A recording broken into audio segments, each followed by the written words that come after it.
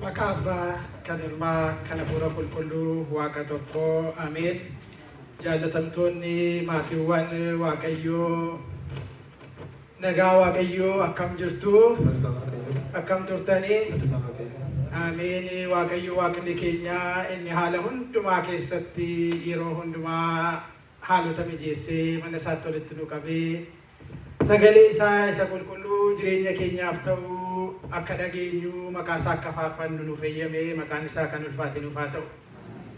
Guyyaa irraa kan nagaa waaqayyoo karaa adda addaatiin nu eebbisaa jira. Faarfattoonni keenya faarfannaadhaan karaa gama tokko galataa karaa gama tokko immoo barumsa guddaa nu dabarsaniiru suniyyuu mataa isaatti barumsa mataa isaa danda'edha achi keessatti. Obboleessa keenya irra buleessi waa'ee mootummaa waaqayyoo nu barsiiseera waaqayyoo. Obboleessi keenya daaqonis seenaa qulqulluun Mikaa'el ajaa'ibanni hojjeterraa kaasee sila nu barsiiseera. Ganamaa kaafnee haala bareedaadhaan akka kanatti waaqayyoon galateeffachaa ijoolleen waaqayyoo waaqa faarsaa waa'ee waaqayyoo dhagaa waliin jiraachuun nama gammachiisu. Gammachiisa moo gammachiisu? Dhugaadhumatti gammachuu guddaadha. Kanaaf uumamne akka obboleessi keenya jedhee kanaaf sanatti waan dabalamu hin jiru. Tokko waa'ee ayyaana qulqulluu Mikaa'elii akkam obboleessi keenya jedhee abbaan keenya ayyaana qulqulluu Mikaa'elii kabajuudhaatii fi warri haalli mijatee fi mana qulqullummaa jabeeffatanii qabanii kamisa kabajataniiru. Warri akka keenya warri haaraanii bakka dhaabbataa qaban immoo jateetti har'a kabajachaa irra miti. Kanaaf waa'ee ayyaana beekna waan haaraan hin jiru xiqqooma ishee ol yaadachiifne jechuuf malee barumsi amma baranne dhugaadhumatti waan guddaadha. Nama hojiitti jiree mootummaa isaa dhaaluun waa godhu. Ayyaanni kun ayyaanni hangafa ergamootaa qulqulluu Mikaa'el ayyaana guddaadha. Baga waaqayyootiin isin ga'e. Dhugaadhumatti ayyaanni kun ayyaana guddaa karaa hedduu ta'uu isaa kan ittiin arginu. Qulqulluun hangafa ergamootaa Mikaa'eliin ergamoota jiran keessaa kakuu moofaati amma kakuu haaraatti seera uumamaati hamma mul'ata Yohaannisitti ergamaa maqaan isaa irra deddeebi'amee faarfameedha kitaaba qulqulluu keessatti. Namoonni tokko ispeeshaalii amantii keenyaan ala warri jiran takka immoo numtiyyuu madaquudhaaf jennee yeroo yaallutti waa'een kabaja ergamootaa kun uumama sammuu namoota ortodoksii kee jiraannu kan itti fakkaatu jira. Garuu dubbichi dubbii guddaa nurra caalu sagalee waaqayyoo keessatti akkan jedhe seera uumamaati amma mul'ata Yohaannisitti kitaaba qulqulluu keessatti kan irra deddeebi'amee maqaan isaa waamameedha Mikaa'eliin. Mikaa'el jechuun kan akka waaqayyoo eenyudha jechuudha.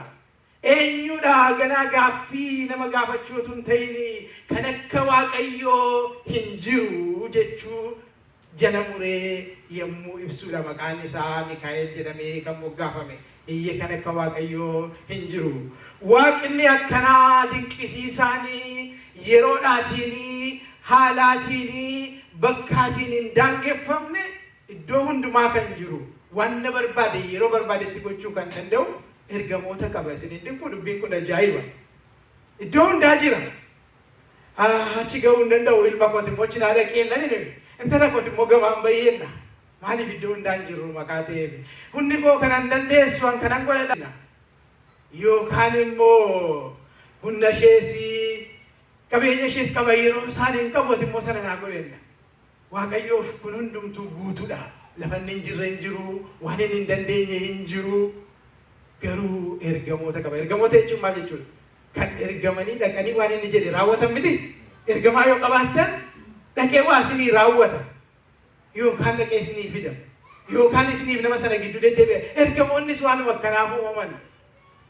Waa'een ergamootaa yommuu namaa galuu didu nu dinquun irra hin jiru gama tokkoon galagalchine. Maaliif waaqa yeroonni haalaan bakkaan hin daangeffamnetu ergamoota qaba maqaa ta'ee fi namoonni tokko anaaf waaqayyo koo daayirektii walitti haasofna kan biraan gidduun gashinaa yeroo jedhan ija sanaan ilaalanii dogoggoru.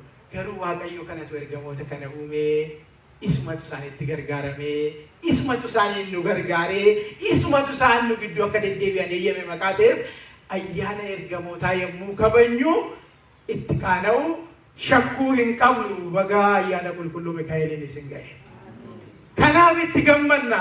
Raajiin guddaan Daani'eel fuula Waaqayyoo duratti kan jaallatamte jedhamee ragaan kan ba'amee fi raajii Daani'eel boqonnaa 10:13 irratti hangafa ergamootaa inni guddaan Mikaa'eliin na gargaaruudhaaf dhufe jedhe. Maal gochuuf dhufe?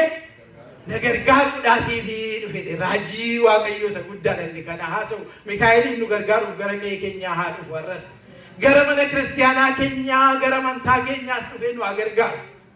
Mikaa'eliin na gargaaruudhaaf dhufe ergamaan Waaqayyoo inni guddaan, inni hangafa ergamootaa na gargaaruuf dhufe jedhe Mikaa'eliin.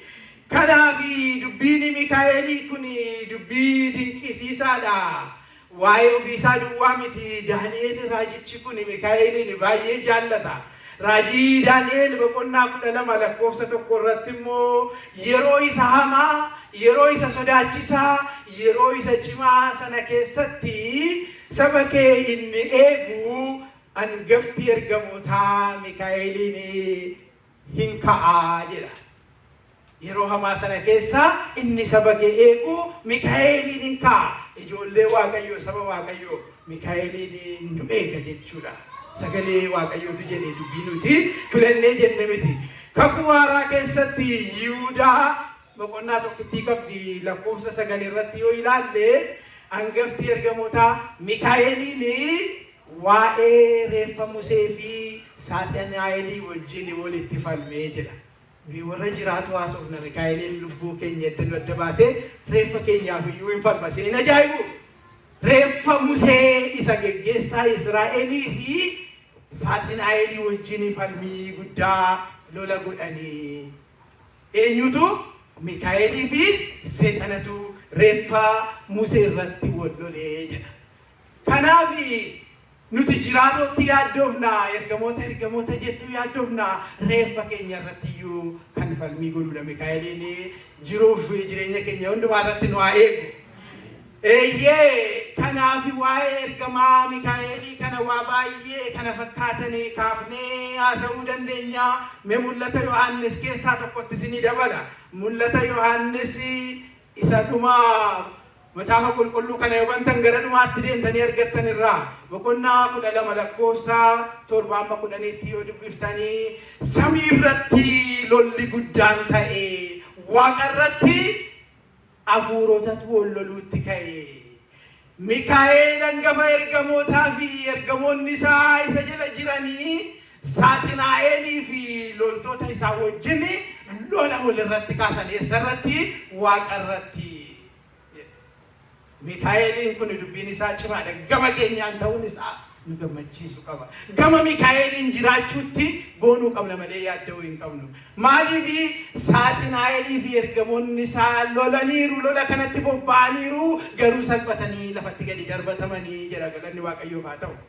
Eenyutu salphisee? Ergamaa Mikaa'elii fi ergamoonni Waaqayyoo. Saaxinaa'eel fi ergamoota isaa salphisaniitu mo'anii gara lafaatti gadi isa darbatanii gadi bu'ee taayitaa isaarraati jechuudha. Saaxinaa'eel gadi bu'ee ijoolleen Waaqayyoo fi ergamoonni Waaqayyoo immoo kabajamanii ol ka'anii. Galanni Waaqa keenyaaf haa ta'u.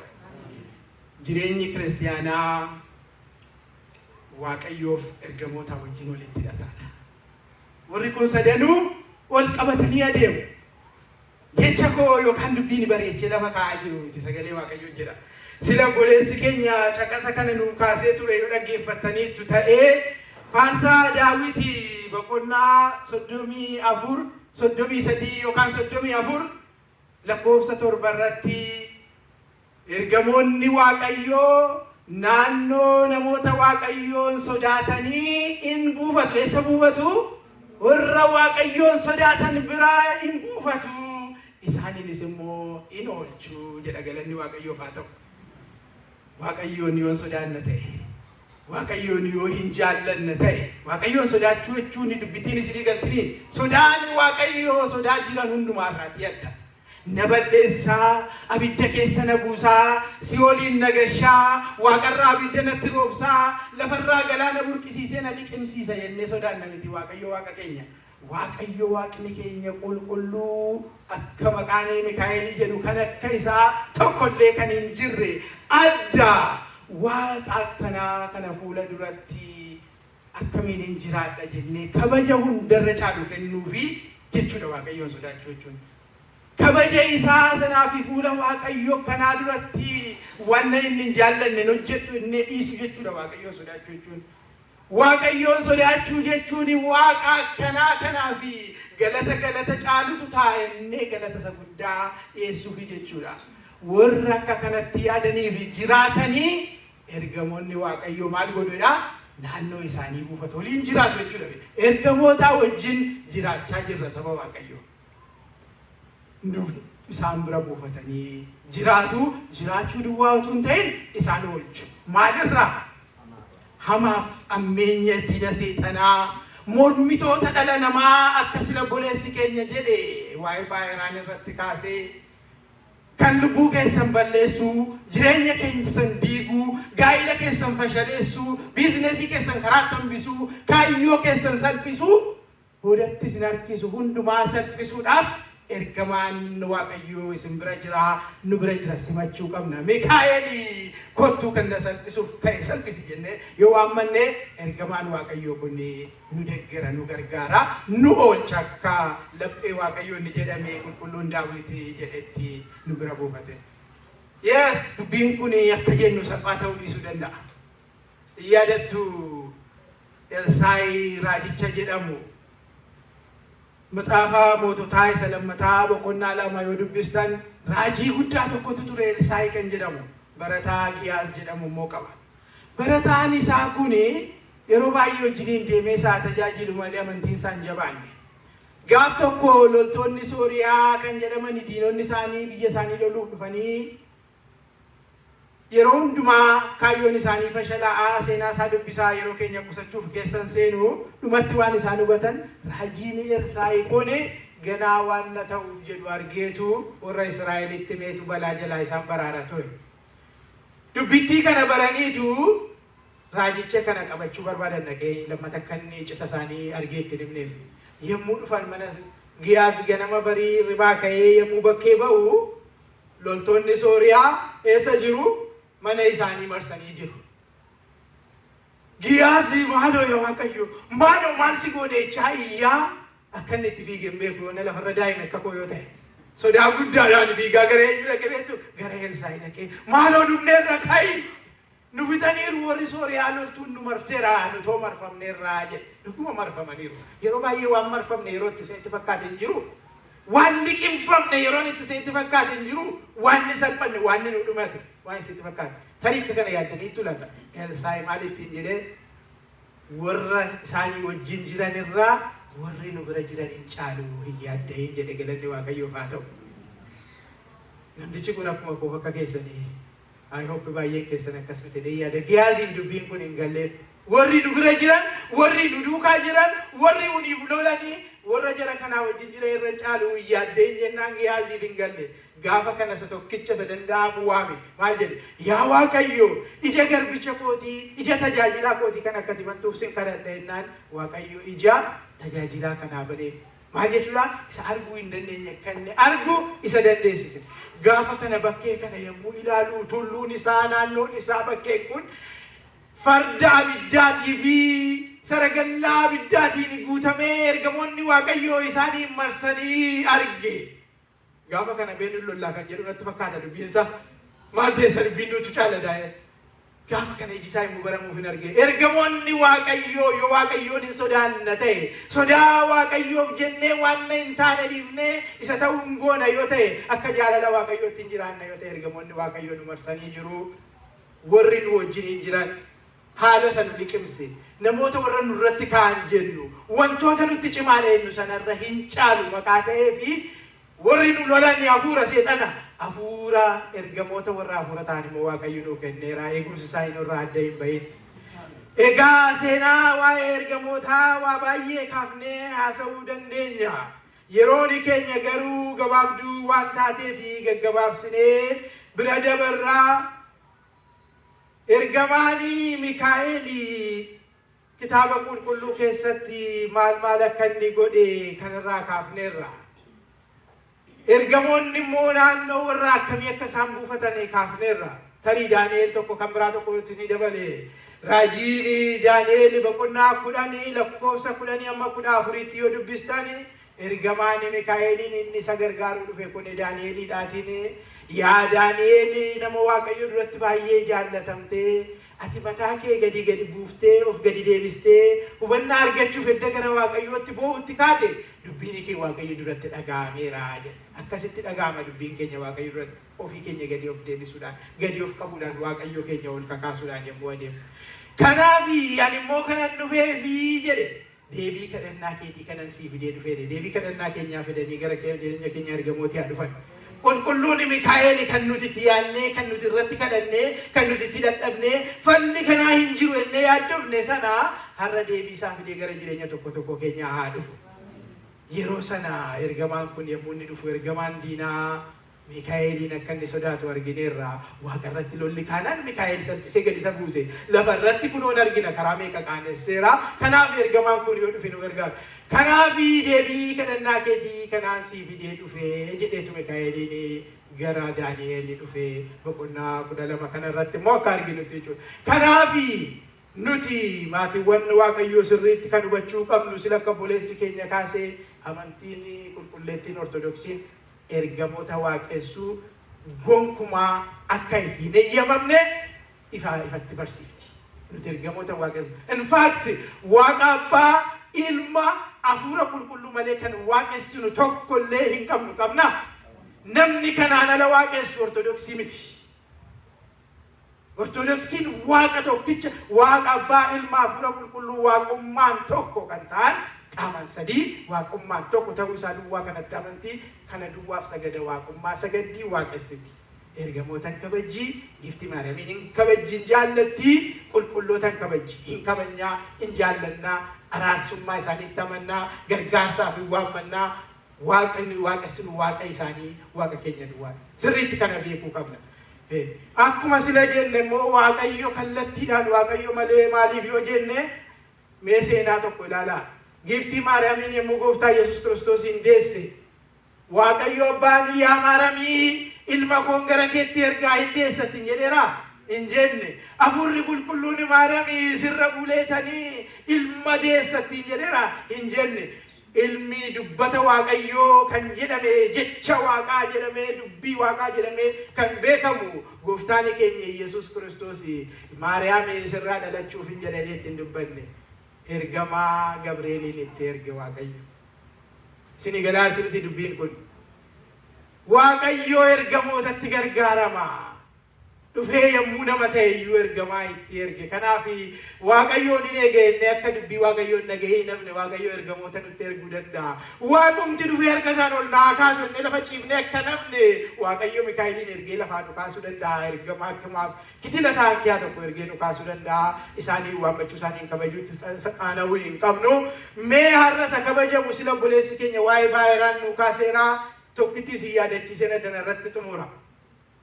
Afoomiyaanii akkamma jenne kana Waaqayyoon kan sodaattu ergamaa Mikaa'eliin baay'ee kan jaallattuuf kabajju turte dubartiin kun. Akkuma yeroo hundaan waa'ee jireenya keenyaatti xiyyeeffadha maqaa ta'e gara seenaa sana irratti ture. Garuu seenaa kana kaafnee Waaqa Afoomiyaa gargaara galateeffachuu Mikaa'el hangafa ergamootaa isa Afoomiyaa gargaaree seexana qaanesse kabajuu qabna maqaa ta'eef yaadachuu dhiisuu hin qabnu.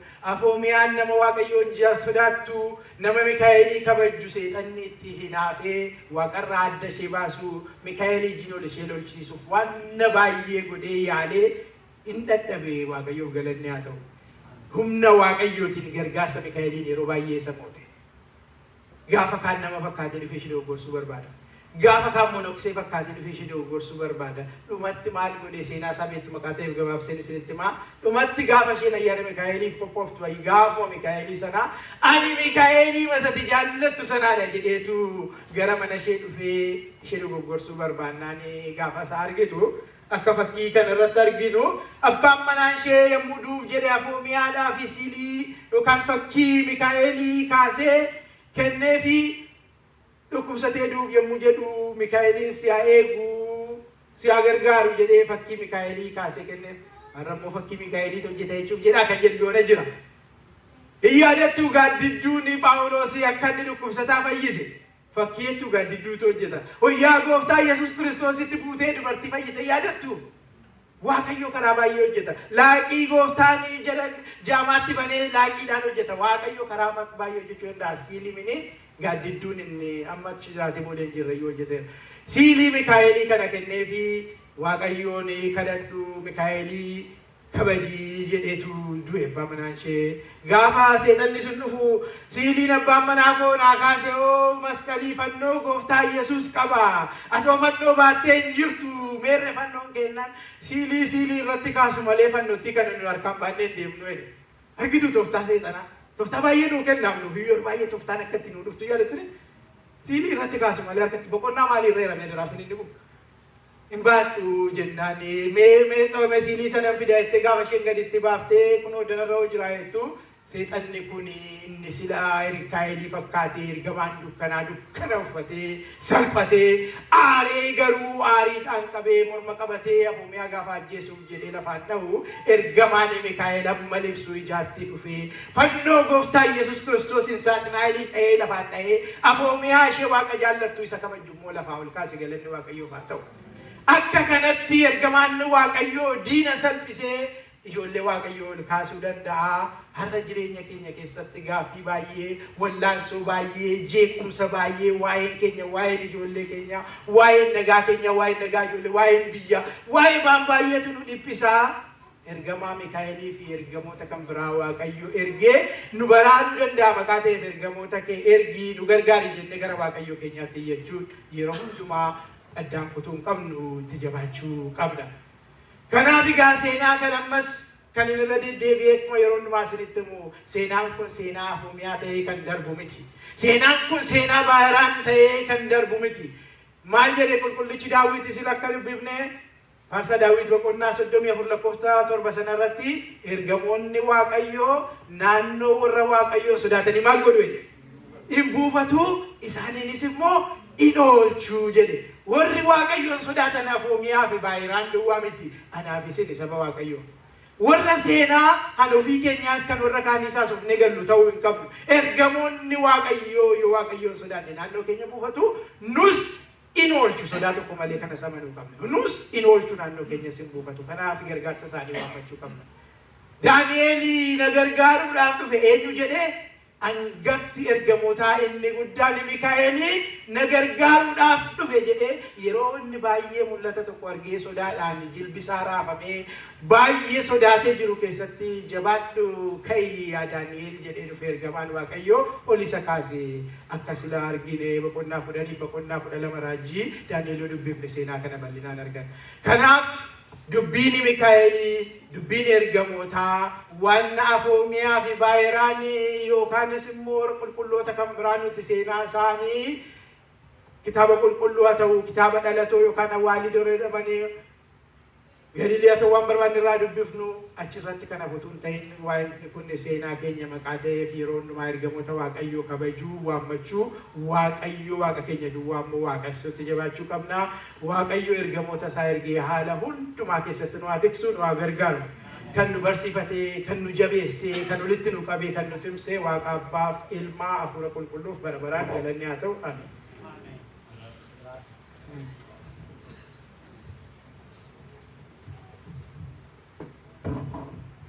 Waaqa nu barsiifatee Waaqa nu gorfatee galata guddaan haa ta'u. Obboleessa keenya waa'ee qulqullootaa waa'ee raajotaa akka gaariitti nu barsiiseera. Waaqayyo sagalee jireenyaa isaa dhageessisu sagalee jireenyaa isaa dhageessisu sagalee jireenyaa isaa dhageessisu eebbisaa malee. Ameen. Hunduma keenyaa Waaqayyo waliin nu haa dhaarsisu. Egaa akka gaariitti nutti ibseera nutti himeera tiksii itti buusee jechuudha. Waa'ee Mikaa'elii masmuuriin isaa guyyaa har'aallee giiziin isaa የተሃየነ መልአከ እግዚአብሔር አውዶሙ ለኢለ ይፈርሆሙ ወአዲኖሆሙ ጣዕሙ ወተአምሩ ከመሄር እግዚአብሔር ergamoonni waaqayyoo bukkee namootaa hin buufatu namoota sodaatanis bukkee hin buufatu isaanis immoo hin fayyisu hin eegudha. Kanaaf ergamoonni waaqayyoo nuuni nu eegu jechuudha. Kanaaf abdii qabna. Eenyuyyuu bakkeetti nu gatuu hin danda'u. Eenyuyyuu akka qodaa nu gatuu hin danda'u. Ergamaa waaqayyoo dhufee nu eega jechuudha. Ergamoonni Saaxinaa'el fa'aa kunis dura ergamaa ture. Saaxinaa'elis maqaan isaa Saaxinaa'el jedhama. ሚካኤል ገብርኤል ኤል ወረ ጀረም ሆኔ የእግዚአብሔር ዋቀዮ ከን ጀረማኒደ ሳጥናኤሊ ዋቀዮ ሳኒን እርገሞታ ካነ ሁንዱማ ሁሜቱ ጀላ ሚልቅ ሮ ካነቲ ሸከኒ ኦፍ ሸከኒ ማጀለን ይሁኑ ሜረን ይሁኑ ሜጀለን ሰይጣኖኒ እርገሞኒ ጋውታነ ከለኒ እንሱን ቲቢቲ ነው ካኒሞ አፉርን ታነ ሰበሰ ከሰ ቡሌፍ ሳጥናኤሊ አና ፈጣሪው አና ግስኑ ሜጀ yeroo kanatti Mikaa'eliin toornetii cimaatu gubbaatti uumame jedha. Ollolee achi Mikaa'eliin yemmuu ba'u seexanni gad darbatamee seexanni abaaramee seexanni alaqaa maal jedhama maqaan isaa Daabiloos jedhama. Daabiloos achi maqaan isaa gadi bu'e jechuudha. Intinaan isaa siltaanni isaa gadi bu'e. Saaxinaa'eliin ture Daabiloosiin ta'e. Mikaa'eliin immoo hangafa ergamootaa ta'e. Angafa ergamoota dursaa isaanii ta'e jechuudha. Yamalaakti alaqaa isa jedhamu. Isaaniin hoogganaa ta'e jechuudha. Mo'ee iddoo sanaa isaanii nama sanatti isin uume jedhee irraa gadi soba isaa hin baasise jechuudha. Yeroo kanatti daqiiqaa sagandii murtaa'eef waaqayyo yeroo deebi'uttidha. Warroonni shakkanii warroonni yeroo sana situ uume yookiin situ waaqa keenyaa jedhanii warri shakkan sun maal ta'an jedha. Qilleensa kanarra ilfaa ilaafate jedha. Qilleensa kanarra balali'amanii afaniidha. Isaan irra maal ta'an warri yeroo sana balali'aman afanii hafuura seexanaa sanaan hafuura Daabiloosiin mo'amanii isamma budaafaa jennu kana. Budaan amma nama min abaluu budaadha jedhee namichi suni nama waaqayyooti. Hafuura sanatti dhaqee keessa bulee wanta hin taane seenaa isaa jala jijjiisise. Inni tokko immoo qaalluu, inni tokko immoo toshituu waan adda addaa kan namatti hojjetu hamattuu, goomattuu, toshituu fa'aa warri jedhaman kuni hafuura hin taane seexanoota warraa balali'ee sanatu dhaqee keessa buufate jechuudha. Keessa buleetu isaaniin akka isaan dogongoran, akka isaan kaayyoo sana hojjetan, kaayyoo seexana sana akka isaan raawwatan godhe maleessa namni tokko ofiisaatiin lafaa ka'ee nama sin nyaatu lafaa ka'eesi waan gadhee hojjetu. Nama sin jibbu waa'ee namaa sin haasa'u. Hafuura ishee xixiqqoo sanatu keessa bulee rooma seexanarree namarraa hiitumaa jetti. Ati eenyuudha? Ana baluudha? An daftaraadha jettime? An akkasii jetti. Kanaafi hafuura sanatu akkas ta'e Mikaa'eliin yeroo sanaa hin mo'ate kan jedhudha. Eebbisaanii hunduma keenyarraa abuluu. Egaa amma warri faayinaansii qophaa'e.